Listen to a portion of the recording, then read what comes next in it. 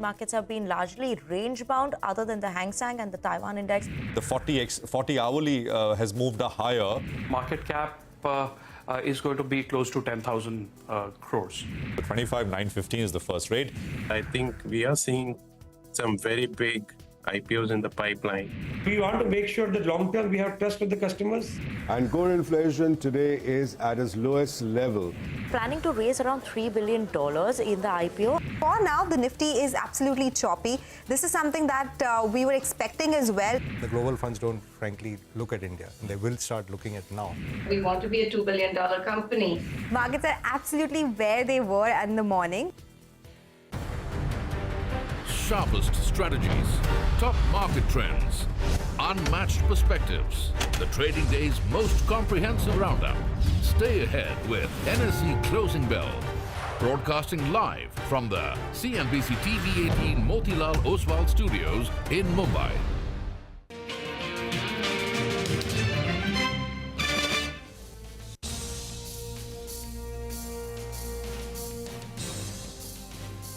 Well, that is the day so far, and it's an absolutely flat day so far. But, you know, the point is we are flat after recovering quite a bit from the day's lowest point. The low was made around 12:30 in the afternoon, and from there we picked up quite a bit. This is Closing Bell. We're coming to you live from the CNBC-TV18 Motilal Oswal studios. I'm Prashant. With me, my colleague Surabhi and Nigel. Guys, good afternoon. Hi, good afternoon. And there's been some consolidation in global markets as well, because some of the Asian markets were around the flat line. Even the Chinese markets that have been euphoric since the central bank announcements over there, even they cooled off a bit.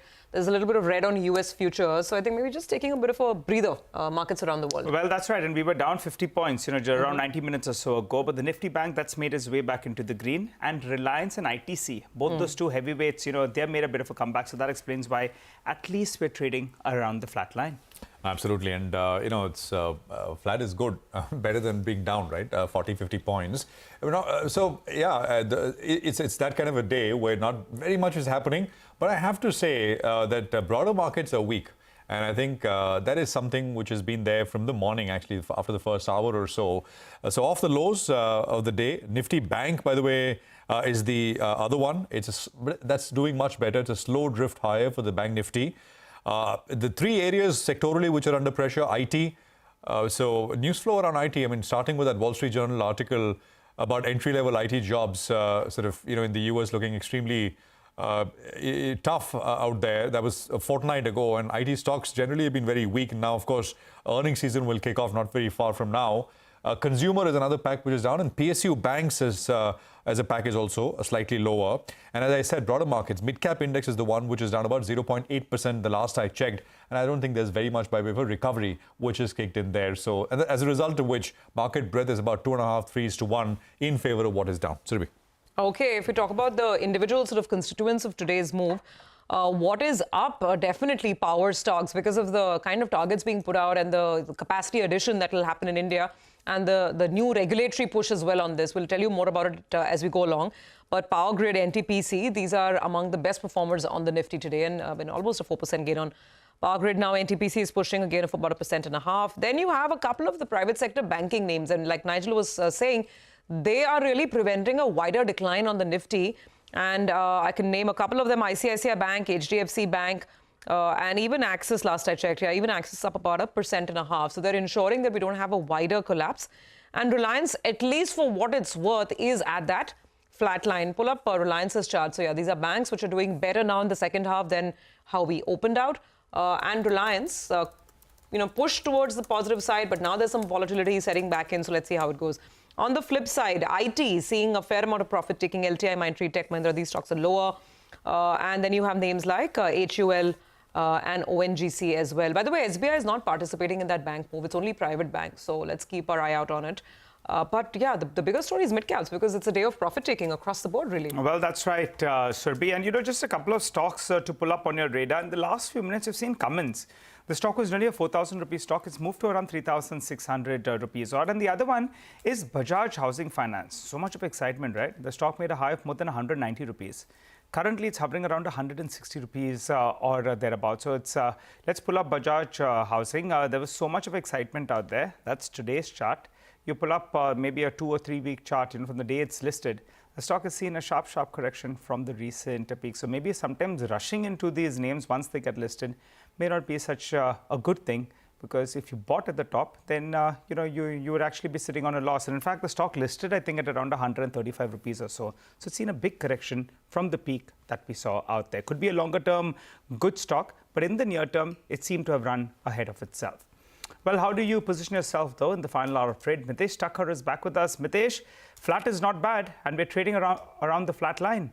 Your view on the index, and fill us in with a couple of your picks. Good afternoon, Nigel. I think I would agree with that. It's a decent market. After a good rally, if you're just down 5% on the Nifty and you are still positive on the Bank Nifty, it's a good market, actually. So stay that way. I think today a lot of real estate stocks are having similar of a breakout pattern. So I've identified overall Realty as a fresh entry trade, getting past the earlier swing highs of 1900 levels. This can be now bought with a stop below 1900 for a target of around 2,000 to billion. So that's one. You could have also seen Brokerage properties as well as DLF. Disclaimer: some positions are there in DLF for me, as as these stocks which are doing very well. So that's one area. The other one is metals, which has done very well. And maybe, that's an area where you would see some good action. Though I think today is quieter than yesterday. After the gains, after the move yesterday, is just consolidating today. But the momentum remains. So I recommend a buy on Vedanta with the stop below levels of 468 and target of 500. Yeah. Okay, all right, got it. Thank you very much for that. By the way, there are some very sharp moves in the mid-cap market, and we'll discuss these stocks as we go along. On the losing side, today, Easy Trip has taken a knock of almost 15% because of, this whole question mark about promoters looking to pare down their stake. So that's one sharp one. And IEX has continued to fall, another 4-5% down on IEX. We'll get you more on these stocks as we go along, with plenty of newsmakers in the market. Well, OMCs are also in focus, OMC stocks. Now, there are reports that are speculating that perhaps we could see a retail level price cut before upcoming state elections in Maharashtra.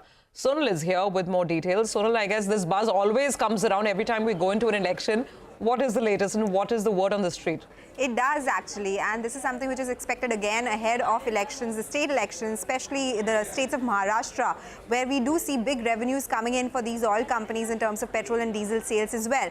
So there are some brokerages who are expecting this. CLSA says that there has been a recent drop in crude prices, contraction in refining spreads, because of which marketing margins are at a multi-quarter high. On the back of this, there's an expectation that maybe ahead of upcoming elections in Maharashtra, there could be a cut likely soon, around 5th of October itself. That is something that they're expecting. They also believe that the government could go ahead and they talk about excise duty along with any retail fuel price cut. So they will save their own revenues there, but there could be some hit on oil marketing companies that we could see. This would bring down break-even price for diesel and petrol and make all these three stocks, that is IOC, BPCL and HPCL, vulnerable if crude prices go above that mark of $80 to $85 per barrel, because after that fall continuously, the crude oil prices have been going higher already. BofA Securities also talks about a possible price cut on the horizon. They say with retail petrol and prices remaining unchanged, spot diesel and petrol margins, they have improved substantially to 7 and 10.9 rupees per litre. They, however, continue to remain very cautious on the sector overall. They reiterate they underperform on HPCL and BPCL because of high net marketing sales. Especially they talk about HPCL that has the highest net marketing sales to refining throughput ratio. That would be impacted the most. Every 1 rupee litre cut both in diesel and petrol prices has an impact of 36% on HPCL's EPS, and for BPCL and Indian Oil it will be between 21 to 26%. So these are some of the factors they think will impact oil marketing companies if there is a price cut that would come by. Also considering that crude prices have already inched higher from those lower levels. Okay, all right, Sonal, thanks a lot for that. So that's clearly the fear, and in fact explains why those stocks are a little under the weather. Prakash Timan joins us. Hi Prakash, good afternoon and good to see you in. How would you approach these OMCs? That's always going to be the risk, right? You have crude oil prices bounce back up. You have state elections as well, so there could be some populism that comes in there. Your view on these three? Good afternoon, Nigel. So I definitely feel it's precisely because of this uncertainty and this overhang on regulatory forbearance, which always, let's market accord a very soft P multiple to these companies. I mean, you have IOC available at less than 6 times. BPCL, similar situation. In fact, BPCL is the cheapest stock in the Nifty from a P perspective. And I feel if you look at this consideration or this anticipation of a price cut, I think this happens all the time. But given the fact that crude is not something which is all very decisively on its way down, in fact, it's been fairly range bound and it can kind of spike up if things look up, especially, winters is the time where stocking happens and especially in the North American market. So if that were to happen, I don't see any reason why this price cut becomes starts crystallizing. And in the absence of that, you have all these stocks available at such low valuation. BPCL particularly is very balanced. It's not skewed towards refining as IOC is or towards marketing as HPCL is. I believe if you had to take one out of all of these, I would put my money on BPCL, and it's available at very reasonable valuation, as I said earlier. Okay, so that is the take on OMCs. Let's go back and look at some more stocks that are on the move. Actually, on a day like today, when the broader market's cooling off, I just want to take up some more names. Saregama. You can't ignore a move on Saregama, the kind of the move that we're seeing today. Volumes are also pretty large. 18% is what the stock is doing at this point in time. And the other one that's surging as we speak is Z Entertainment. This is interesting because I think a different company, that Z Entertainment did a deal, I think, with Mukta for content. Some sort of a content share deal, but the stock that's obviously rising is Saregama. But interesting moves on some of these media names. Then there is Senco, which continues to shine and sparkle, 5.5% up on Senco. And one more that can be highlighted is probably HEG, 6% up on HEG as well at this point in time. So interesting mid-cap moves coming through.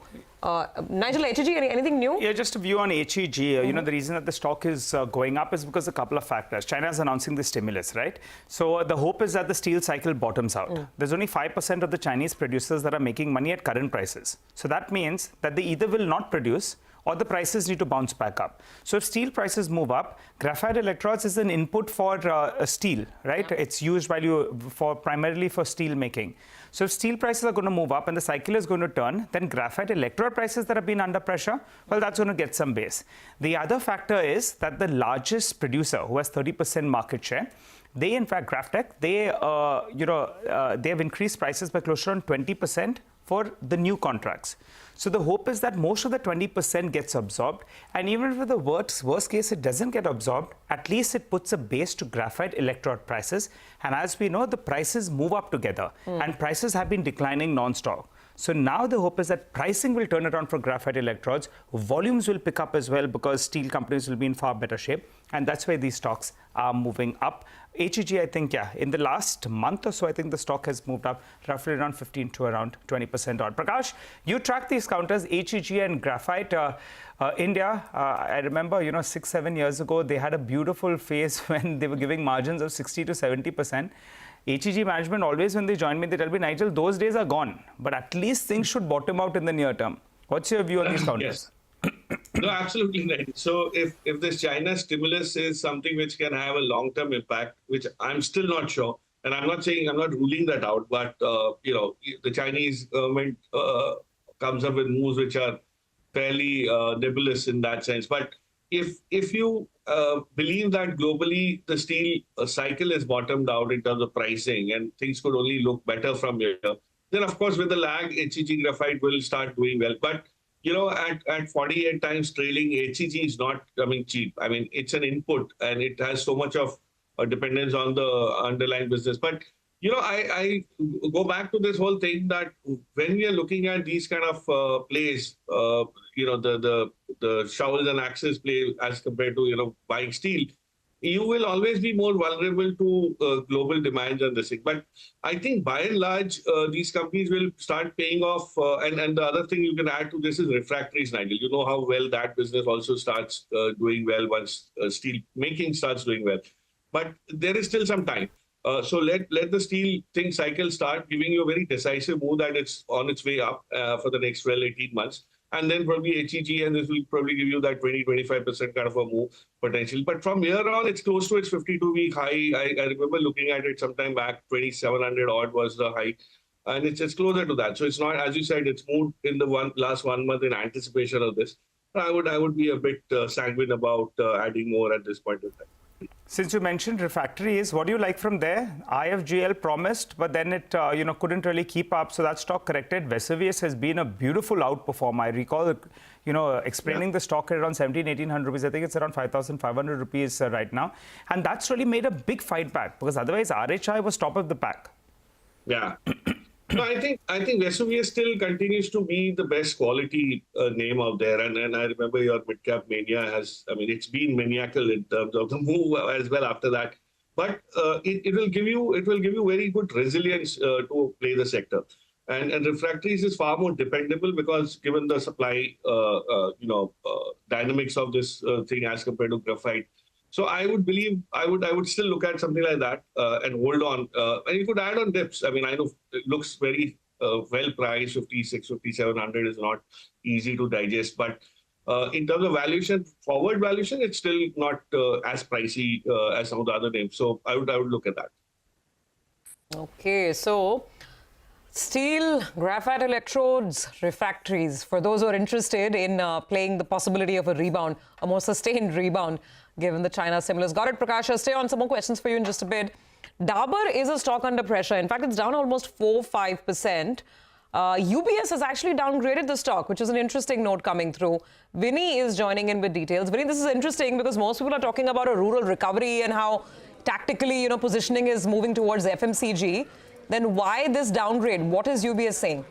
Yes, UBS is highlighting that rural recovery is there. That's not a worry coming in. The worry point for them for Dabur is mainly from the real juice segment because there's a lot of increasing competition that one is seeing in the cola space. There are a lot of new launches that have come in. Let's not forget Reliance had launched Campa Cola, and that was at a price which was much lower than the real juice segment. So the juice segment of them could be under pressure going forward because of the increased competition, pricing war in the carbonated space. And real juice and the juice segment accounts for around 9 to 10% of their revenue. So chunk of their revenue comes in from this side. Not only for juice segment, but increased competition that they're facing in the coconut oil segment that accounts for around 2 to 3% of their revenue. A lot of companies like Bajaj Consumer also has entered into and forayed into the space as well. So that is an increased competition which could be factoring in and which could create some bit of a pressure on the stock going forward. Rural recovery, like you said, it's in place, and that's what even UBS is highlighting, but that is priced into the stock already. The valuations at which Dabur is trading right now is quite high. So that is why they're seeing a bit of a downside risk coming in, downgraded the stock to a neutral rating, target price of 700 rupees per share, and cut the EPS by 11% because of these risks. Okay, got it. So a little bit of concern on the juice out there. Vinny, thanks very much for highlighting that note. Prakash, what do you think? Do you kind of find sense in this thesis? Or do you think this is a bit of an anti-consensus call and you wouldn't concur? Dabur? Yes, I would concur to this. And I'll tell you my logic behind this. It's precisely the reason why UBS is talking about the softness anticipated going forward. First, coconut oil is just about 2.5-3% of their revenues. Okay, does it make a difference if it goes down? Competition can come in. The market size is so massive. The segmentation is very different. You always had Marico as the leader, and still Dabur ventured into this. It's not a flagship product of sorts. The other thing is juices has got nothing to do with your consumption on colas and carbonated drinks. They have a standalone kind of a application and usability. So I think this is a bit overdone. In fact, the innovation that Dabur has done in the juice category is only helped them increase market share against a lot of other competition there. And look where it is traded, 58, 59 times trailing, about 42 forward. It's done well in the last 3 months, done about 20% in anticipation of improvement in volumes. I believe post-monsoon, the volumes, and that's what the report also says, that the volumes will pick up, market share will strengthen. Some of these competitive intensity or issues could probably impact it, but not so much to downgrade it so drastically. I still feel there is an upside, and their target also is 700, which is good. They're talking about at least about a 15-18% kind of an upside. I believe it could do much better. And remember, Dabur also has some other businesses in Asia, which in the Asian subcontinent, which also do well. So not to worry about it. It's a company that continuously innovates on products, and the price points are fairly robust. So I would still be positive on it. Okay, so there's still ample juice in Dabur. the stock. I guess that's what Prakash is essentially saying. I have a more fundamental and very basic question. Which is? What's the oil best for one's hair? Between the almond and the Navratan tail and the parachutes, yeah, that's a very deep question, Prashant. Coming from a Keralite, it's an odd question. I know. Why do you think I'm? I mean, I've grown up. but now at this stage of my life, I go to people tell me, well, it's really bad it's really bad. Don't put it. So it's one of those existential questions. No right answer. You ask 10 people, you get 10 opinions. You have a favorite, Prakash? No, you can look at my hair and make out that I don't really use much of oil. So. But Prakash, you're in Paris, right? Sorry? You're still in Paris? You're still in Paris? Yes. Just a couple of days more, Nigel, yes. Well, lucky guy. Don't worry. Yeah, I don't think he's thinking of coconut oil right now. But okay.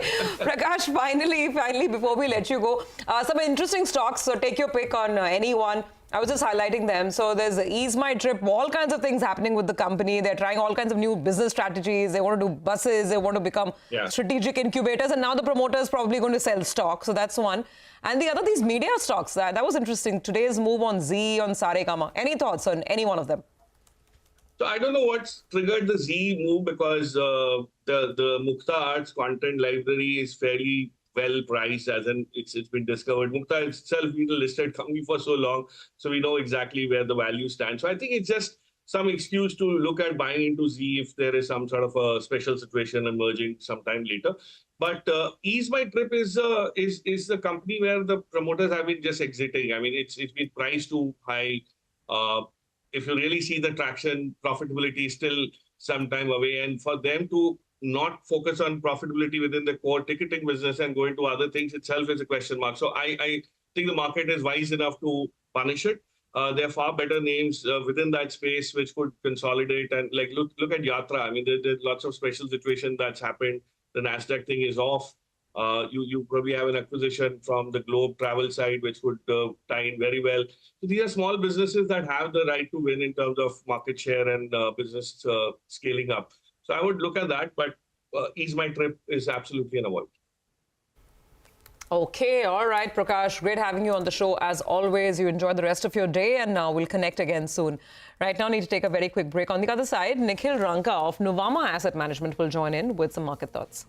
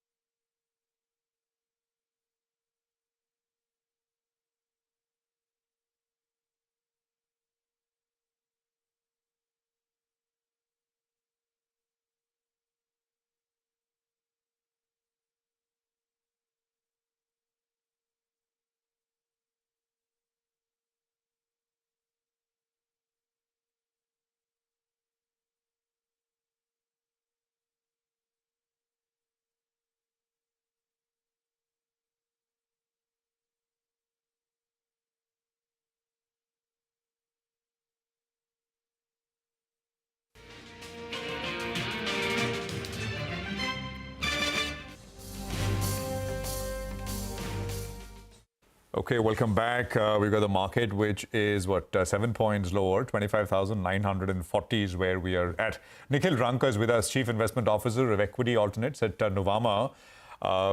Nikhil, great to have you back on the program. Thank you very much for your time. You're cautious. Let's put it straight up. And for a variety of reasons, from F&O positioning to the new thing, which is maybe China looking a little better at the margin. And I think your view is that you'd watch foreign flows very closely over the next couple of weeks or so, whether all the stimulus, etc., is attractive enough to get foreigners to buy that market. Is this a very near-term view, Nikhil, or you think overall for a while the market needs to consolidate? So good afternoon, Prashant, and thanks for having me on the show. If you look at near term, what has clearly happened is if you look at the weightage of India and China in the MSCI Emerging Market Index, both India and China have been close to 20% weightage. But if you look at the trailing 12-month FII inflows into both the markets, China has seen outflows of $92 billion, whereas India has seen inflows of close to $17 billion. So a lot of fund managers, the emerging market fund managers, were running an underweight position on the Chinese market, and that has played out well for them. Now with the Chinese government giving stimulus, acknowledging that the market needs some sort of support. Yesterday we saw Chinese markets have rallied 4%. They have moved up again today, and valuations are less than 10 times CY25 for the Chinese markets. So my sense is if there's more strength in the Chinese market, a lot of the foreign portfolio managers will be forced to increase allocation to Chinese market. And that would mean that India could have lesser share of foreign inflows as we go forward. If you look at it, in terms of positioning also, the last 1,000 points move on Nifty that we have seen, there has been almost close to 30,000 crores of buying on the F&O side and another 30,000 crores of cash market inflows that we have seen in the FIs. And yesterday was the first day where we had a large sell figure from FIs after a long time. So yeah, we will have to watch this situation very closely. And the second point is, even by historical standards, if you now look at the valuations of Indian markets, we are now close to 21 times FY26 earnings, whereas the median multiple has been somewhere close to 19.5 times. So we are a bit therefore cautious on the near-term outlook, and we will want to watch the FI flows in the markets for the next fortnight very carefully. Okay, so yeah, take your point. Let's see what happens to those FPI numbers, because we haven't had very consistent flows come into India. Anyway, let's see if that number starts getting negative or not. But Nikhil, to sort of talk about our market on its own merit, I think the other point you're making is on earnings, and that's a point one can fully appreciate. Q2 is the litmus test, right? Q1 we said there's election, and there are other issues and impediments because of which you could ignore a couple of misses here and there. What is the Q2 expectation you have? And in terms of any sectoral preferences, if you have, do share that with us. So Surabhi, if you look at it, for the full year of FY25, we are building in somewhere close to 13-14% earnings growth. If you look at the Q1 which just went by, there was an 8% earnings growth for Nifty 50 companies at an aggregate level. Now, clearly, the commentary from most of the management was that there were disruptions because of elections and heat waves, and that things will start normalizing from Q2 onwards. And Q2 also will have some impact of the festival season. So if Q2 doesn't see a 12 to 15% earnings growth YOY, then clearly there is a risk that the street will have to start downgrading consensus estimates for FY25. And that could have some sort of ripple effect, because one, you are already trading above mean valuations on indices, positioning is at all-time high levels. And on top of that, if there is some sort of earnings disappointment, then clearly we feel that the markets can have some small pullback from here on levels. In terms of sectoral preference, the last time when we talked about, we had said that banking is one of the sectors that we are positive. Bank Nifty at that point was closer to 51,200, 51,300 levels. We've seen a 6-7% up move in most large cap banks from there on. And we still feel that there's another 10 to 12% upside that one can make in these names over a 10 to 12 month horizon. In terms of cautiousness, we've gone a bit cautious on the IT names. So clearly, if you look at it, the commentary from most large IT players, if you look at it, they are not signaling a significant demand revival from where we were in Q1.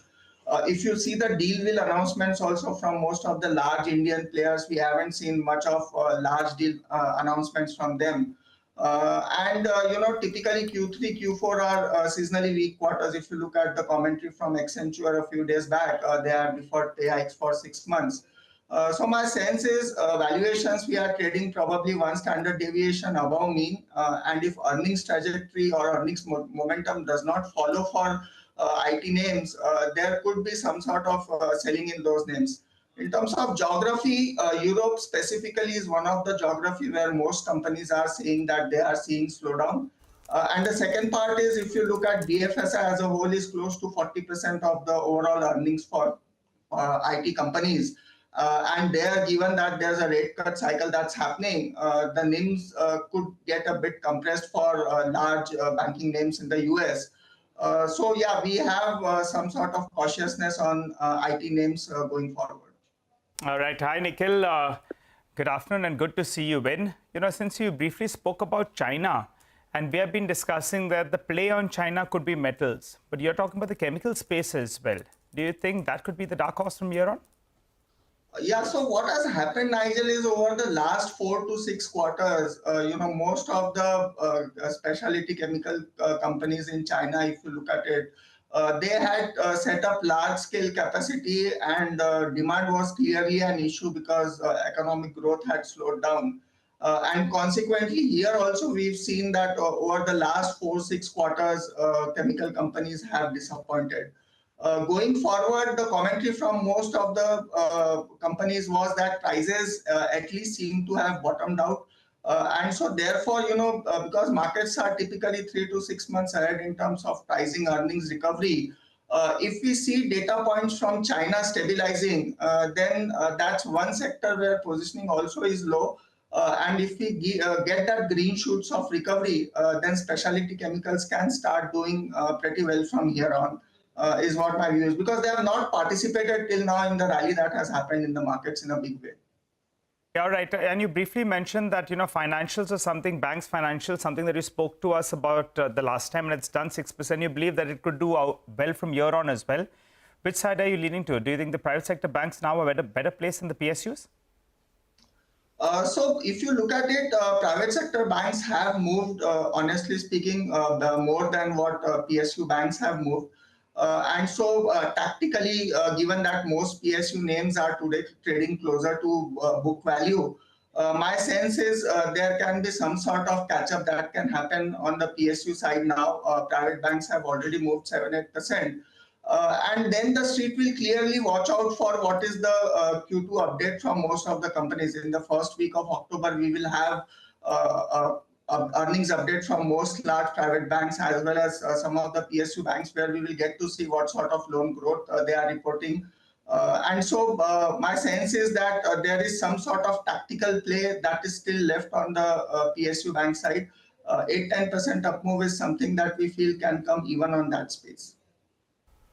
All right, Nikhil, by the way, these are broad sectoral kind of trades, etc. Are you finding enough to do in terms of idiosyncratic kind of moves? Single stock could be a situational thing, or you think those are also they're being very, very, very efficiently priced, getting harder in that sense? So clearly, Prashant, things are becoming difficult. It's getting difficult to find value in the markets. In terms of specific sectors, something like, the largest power generation company, there's announcement of the green energy IPO. And, this could be 8-10% up moves that one could tactically play in these names. We've seen that happening with Bajaj Finance also. When Bajaj Finance Housing got announced, the stock listed at almost close to 5 times price to book. And so there was that tactical rally that happened in Bajaj Finance as well. So something of that sort where, so value unlocking is happening in subsidiaries, those sort of trades definitely can pan out because the market is short on ideas. And therefore, wherever they see that there's 8 to 10% upside that can be made, people very quickly latch onto it. All right, we'll leave it there. Nikhil, great to speak with you. Thank you very much for coming on, and thanks for that view. Quite interesting. Now, we're all talking about how capital market plays have done phenomenally well, right? This is the prime example of how well capital markets have done. The largest online broking company, Zerodha, announced FY24 earnings. CEO Nitin Kamath has said, and I quote, they're bracing for a big revenue hit, end of quote, amid upcoming regulatory changes. The folks who run it are broadly cautious. I mean, Nitin, for example, regularly warns his Twitter audience that things are not going to be as great as they have been. But 24 has been fantastic. Vamakshi is here with details. Vamakshi. Well, absolutely. FY24 was a fantastic year for Zerodha. They witnessed an uptick of almost 21% in their revenues, but the net profits were up nearly 62%. But going forward, the management appears quite cautious on their growth outlook as well as their growth trajectory going forward. Nitin Kamath, who's Zerodha CEO and co-founder, said that despite the strong performance that you saw in the past year, the company might be seeing a hit in its financials due to various regulatory changes from this year onwards. Many risks were around the corner, he said, and they all seem to be materializing simultaneously, and they're already seeing revenue and profit plateauing, and they're bracing for a big revenue hit in the coming year. They've also gone ahead and quantified the impact from various regulatory risks. SEBI's True to Label circular, which will come into effect from October 1st, they're expecting a 10% revenue dip on account of this. SEBI's consultation paper on index derivatives, if it does materialize, could see an impact of almost 30 to 50% on its revenue. Additionally, increase in STT is expected to come through from 1st of October, and the impact on options trading is expected to be minimal, but it is expected to be quite significant on the futures trading. The threshold for collecting annual maintenance charges has been raised to 10 lakh rupees as compared to 4 lakh rupees now, and additionally the removal of opening account fee could also lead to a meaningful drop in the revenue, is what the company has highlighted. Along with that, the referral program is now only limited to authorized personnel, so therefore customer onboarding through the referral program, that will come to a halt if you're not an authorized personnel, and resultantly this could impact growth going forward. So this does have a negative read-through for not only Zerodha but for some other brokerages as well, which includes Angel One and 5 Paisa Capital. But nevertheless, the company is also undertaking several diversification measures in order to mitigate these regulatory risks. But given those factors, we do have Zerodha in focus, and along with it, Angel One and 5 Paisa Capital also down in trade. Thanks a lot for that, Vamakshi. By the way, take a look at the markets. There seems to be an element of expiry that's play out, weekly expiry that is. The Nifty Bank has now moved to the high point of the day. We're up close to around 150 points. A couple of other larger cap names as well could have moved, in step as well. So maybe you pull up Reliance Industries, ITC. It's the Nifty Bank. The Nifty Bank has moved up 150 points, 54,250. That's the crucial mark out there. ITC, let's see what ITC is doing. I think a couple of banking names as well, like Axis Bank, have put on some weight in the last few minutes. But let's focus on power stocks. Power grid continues to climb up on the finalization of the new National Electricity Plan. Vivek joins us to fill us in with more details. Vivek? Well, that's right. The new National Electricity Plan from 2023 to 2032 has been finalized. The total capex, or the total cost of the plan, is at 9.15 lakh crore. This plan is aimed at meeting a peak demand of close to 458 gigawatt by 2032. Remember, the earlier NEP was from 2017 to 2022. What are the key targets? Number one, to meet increasing electricity demand, like we just mentioned, and also to facilitate renewable energy integration and green hydrogen loads into the bid. Now, when you're talking about the new plan targets, what is it that they have? They intend to expand the network expansion as far as the transmission capacity is concerned. Also, they will be adding 9 new lines. These are HVDC lines. And along with that, inter-regional transfer capacity will be increased from 119 gigawatt to 168 gigawatt. Along with that, a transmission network of close to 335 gigawatt is being planned. Who are the key beneficiaries? Number one will be Power Grid. Every time there is transmission capex that is outlined, Power Grid stands to benefit. Along with that, a whole host of other players in the system that you can see on your screen also will will stand to benefit. Goldman Sachs has written a report on this particular development. They believe that given its large balance sheet, low cost of debt that the company has access to, Power Grid will be a key beneficiary of the latest NEP guidelines that have come in. Okay, all right. Explains the kind of enthusiasm that surrounds power stocks, of course, throughout the entire value chain. Thank you for that, Vivek. We'll take a break on that note, come back on the other side, and we will have, of course, all the dealing room chatter coming up with Nimesh, and then some final trading calls for the day coming up with Mitesh as well.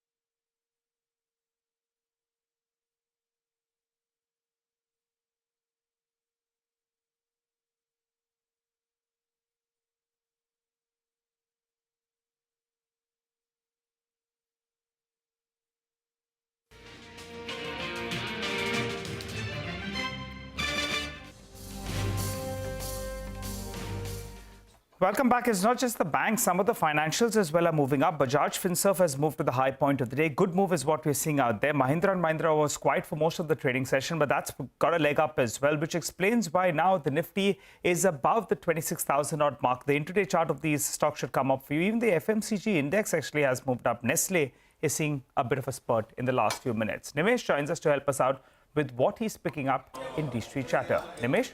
And you know, depth consolidation, so to speak. But again, it's very selective. With, there is buying happening within the PSUs as well. So again, the flows today are muted compared to what we've been seeing in the last few days. But whatever the flows are, seems to be largely in the large cap names and some select PSU stocks. So that's the overall texture in terms of flows. I guess what explains the move in Nifty in the last 30 minutes of trade is because I understand there is a small MOC basket buying as well in select Nifty names in the last 30 minutes. So maybe that's the reason why you're seeing an uptake in the Nifty as well. But the broader market tends to underperform, and that's been the trend for the last couple of days. And there's a feedback as well that maybe the shift is happening towards large caps from the broader market stocks. So that trend continues. But again, today for a change, the flows are slightly muted and very limited to a few Nifty names and some PSU stocks. Yeah, but this last sort of 15-minute uplift, it's making the Nifty look nice, right? We've got 2,600 on the screen, at least for now. Let's see if we can close above that. What about individual stocks, Nimesh? What's the buzz today? Well, so I normally start with a block deal. So again, today was a large block in KPR Mills, nearly 1 crore shares, close to 3.5% equity call change hands. Again, looks like the promoter entity was a seller in today's block and a domestic mutual fund was a buyer. So disclosures will be quite interesting. The share actually has recovered from the lows after the large block. The second name is Dabur. Under pressure today, there are sell flows, is what I understand, at larger FI desk. And additionally, there was a UBS downgrade as well. While they've raised the target price, the call was to downgrade purely on back of risk on earnings going forward. The third name is Tata Steel. We've seen a bit of buying back in the metal stocks, and Tata Steel stands out. Yesterday there was a large delivery-based buying, and even today I understand there are very strong buy flows. So it looks like overall towards metals there is a bit of interest back from larger FIs, and so is the case with Tata Steel. And the last is Equinox India, the erstwhile India with real estate. After a long time, looks like some bit of bid interest is back. There are very strong buy flows and some bid interest as well at leading FI desk in Equinox India. All right, Nimesh, thank you very much for that. So lots of blocks, lots of action. I mean, it's a hot market for all kinds of things. And Nimesh, of course, getting us a slice of what to expect. We'll keep an eye out on those names. Well, as I said, the blocks are going to continue. And Vivek is now joining us. And what he's given to understand is that 5-star finance may see a block 20%. I mean, so there's got to be a private equity player looking for an exit. I mean, that may happen soon. Vivek, tell us more. Well, that's right. Just as you mentioned, what we are picking up from our sources is the fact that in 5-star finance, a clutch of PE investors, largely led by, Peak 15, this is the earlier Sequoia Capital. Also remember, Sequoia Capital also holds stake in the company. They are leading, the charge as far as, pairing stake in the company. A whole host of almost 5 private equity players hold a little over 25% stake in the company. We understand that very soon, there could be a block deal that could be launched where there could be a certain amount of stake. We understand close to 20% of the total equity could change hands in this particular block deal.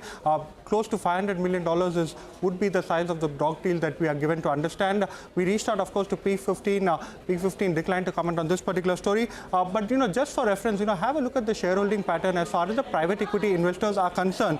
Sequoia Capital, almost 3.5% stake. Sirius, that is KKR, almost 6% stake. Peak 15 Partners, ex-Sequoia, they have close to 3.77% stake. TPG Asia 9.28 and Norwich Venture Partners close to 5.16. We understand a whole clutch of them will be joining hands and will be trimming stake. 20% equity of the total company could change hands quite soon. Okay, all right. So the season of big blocks perhaps is going to continue. This could be a new name on the radar. Thank you for that, Vivek. Let's move on and get you more market perspective. And this is a CNBC-TV18 exclusive. Manish Chakhani of Enam Holdings believes that valuations in the small and mid-cap space have gone berserk and that investors must avoid having too much of their investments in small cap stocks. He also says that investors must not fall prey to FOMO. Listen in. The valuations are berserk over there. I mean, again, great companies, but and again, I usually don't talk about stocks, but just to put some sense. And again, don't get me wrong, I'm not disputing valuations or anything, but just to give the Infosys example.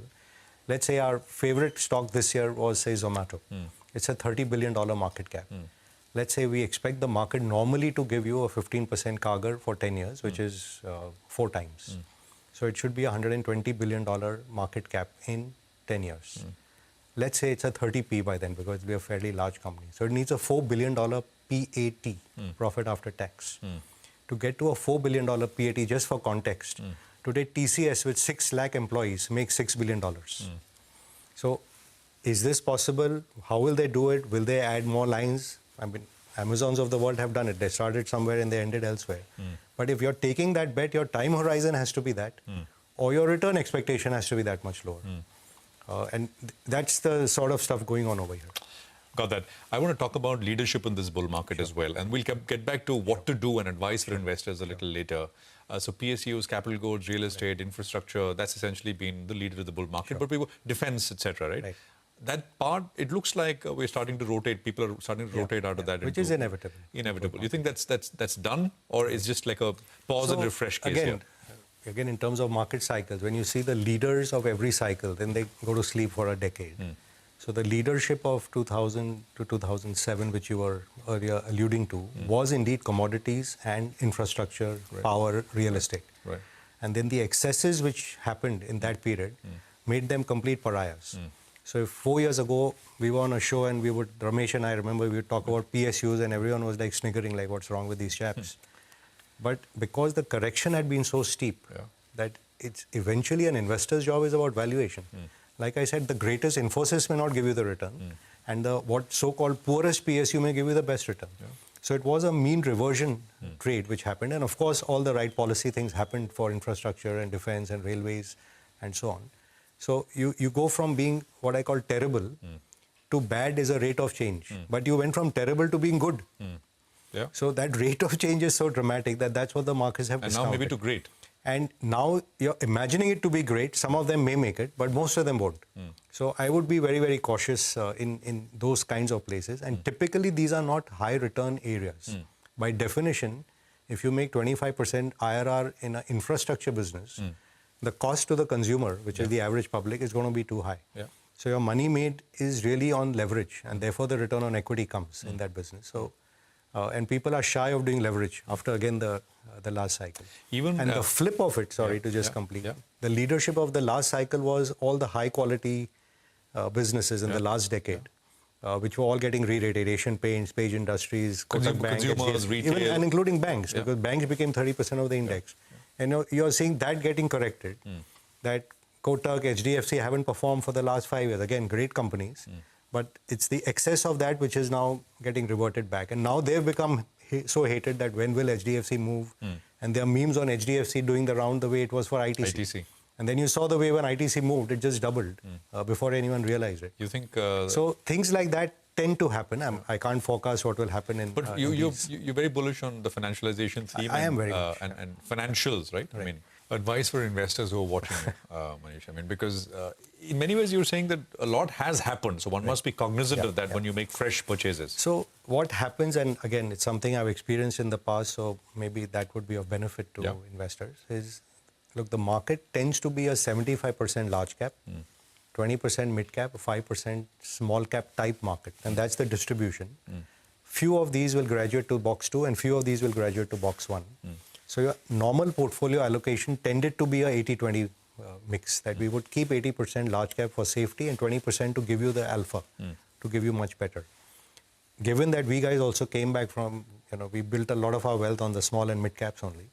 But when you start doing that, you realize your portfolio mix tilts because those companies become reverse. The small and mid become 80% of the portfolio and the large become 20. And whenever something goes wrong, like you had crises in 2008, 2018 even, for no fathomable reason, they can tend to fall 60 to 80%. And that is very, very damaging for the portfolio, and that is what really scares you out of the market. Like, again, the same famous example of Infosys. It went from 16,000 to 2,700, which is like almost more than an 80% fall in a high-quality company. Because when that happens, liquidity, you'll be surprised, it just vanishes in the stock and you just can't get out. And what you think my portfolio value is, whatever, 100 rupees, it looks like it's less than 50 suddenly.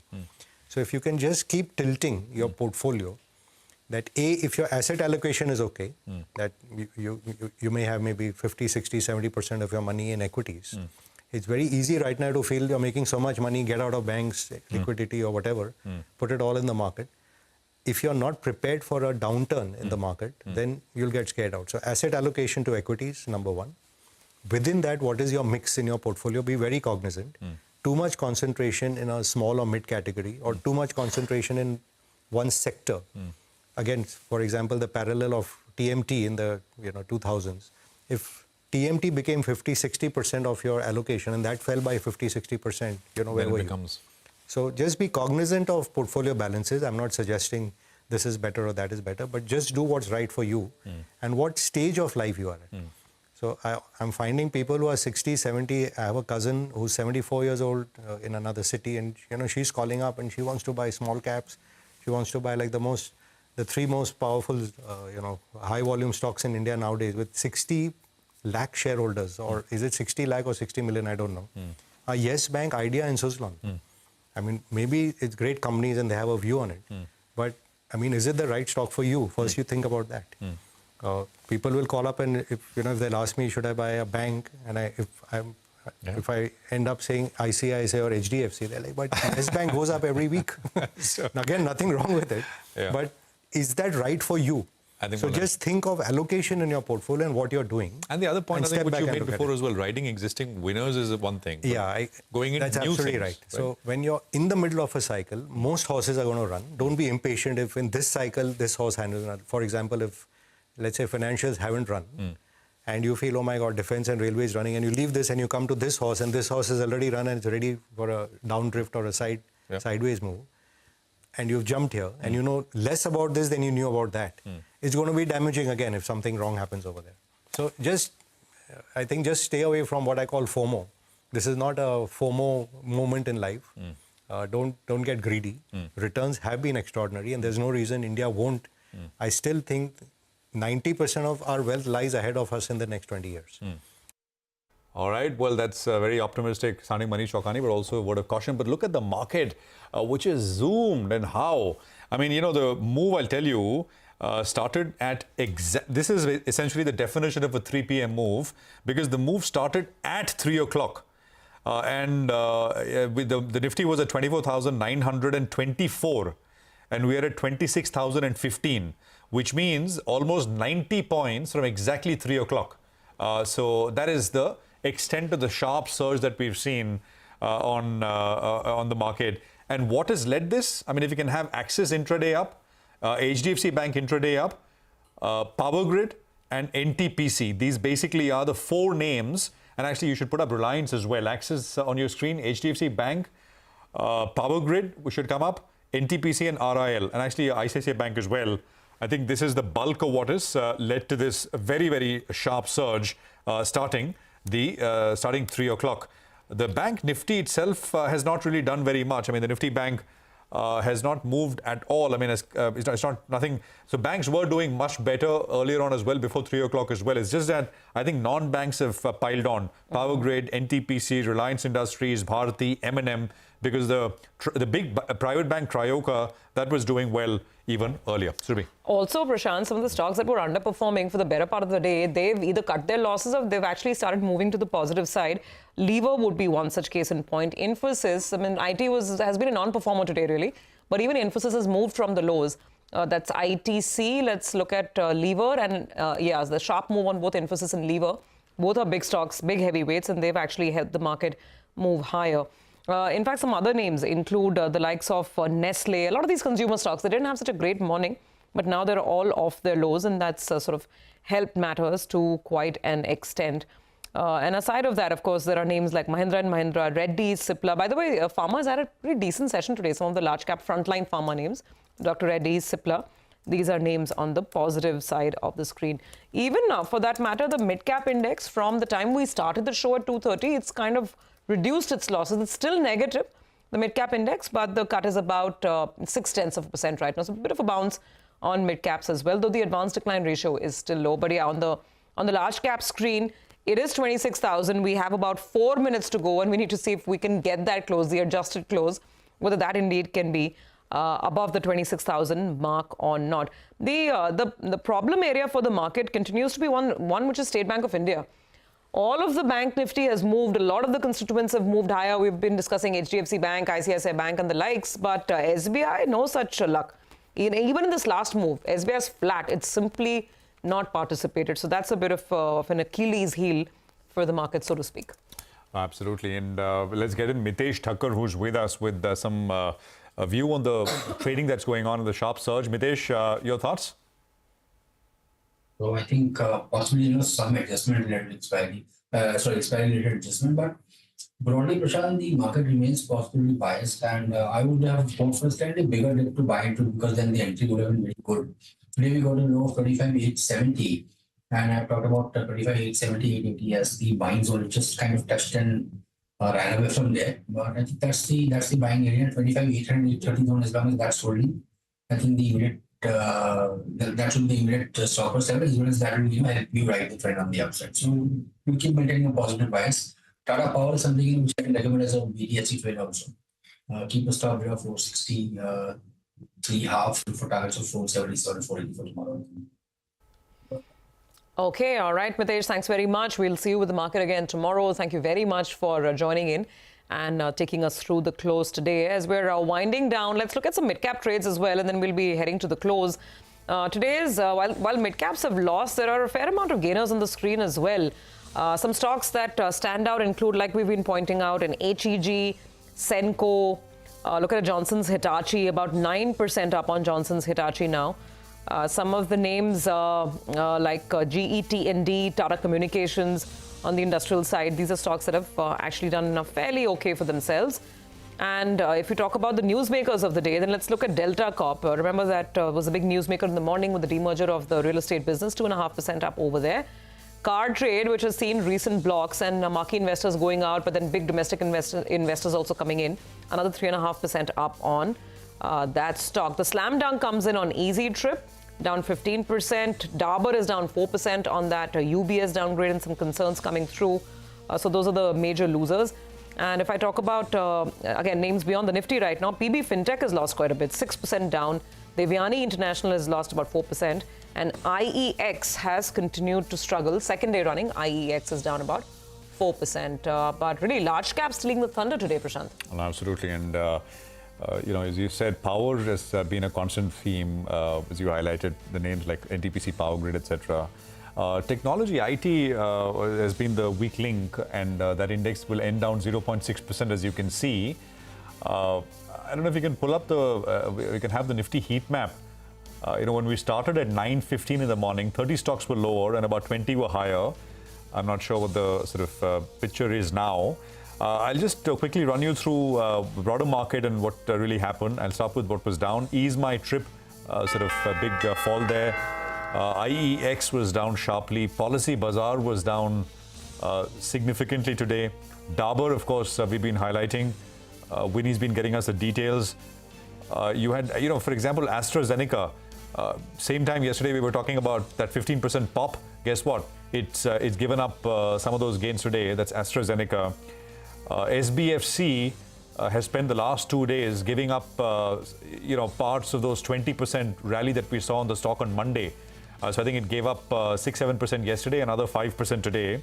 Zensar Tech, Newland Laboratories, Tribhuvan Zaveri, TBZ, of course, has also done very well, along with this entire jewelry stock rally that we saw over the last fortnight or so. On the upside, just a few names. I'll start with another jeweler, but on the gaining side, Senco did very well today. Power, as Surabhi's been pointing out, GET&D is a big winner. Z, I think again, Surabhi pointed out earlier. There's eClerx, which did very well. Tata Communications, Reliance Power, and PGEL, that's PG Electroplast, an EMS company. So these are some of the biggest volume-led gainers in terms of the session today. I think by the end of it, if I just take a look at what the advanced decline was, it was negative, but nowhere close to what it was looking, how bad it was looking mid-afternoon. 1,600 stocks down, about 1,150, 1,160 stocks in the green. That was the day. We end with about a 70-odd point pop thanks to that 3 p.m. move that we saw earlier. We'll take your leave on this edition of Closing Bell. Thank you very much, but do stay with us because Surabhi and I will take you through Markets Forward, which comes up after a quick break.